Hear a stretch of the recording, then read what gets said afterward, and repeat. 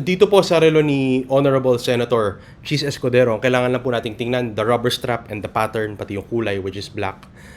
Tapos yung case shape, pati dial color. At dahil sa mga katangian na yan, tingin ko this is a Patek Philippe Aquanaut, the 5167A, no? Ang water resistance niya, kung hindi po ako nagkakamali, is only up to 30 meters, no?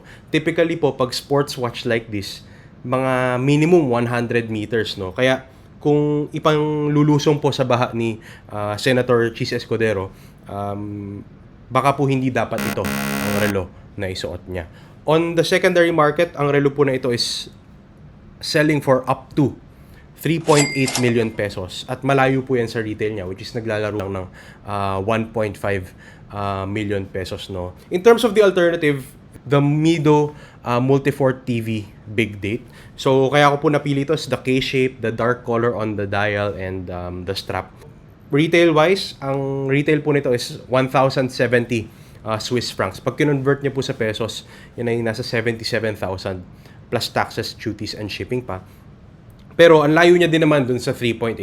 So if you have some money to spare at trip nyo talaga yung itsura ng Patek Philippe Aquanaut without wanting to spend all that much, napakaganda pong choice ng Mido Multi-Fort TV Big Date.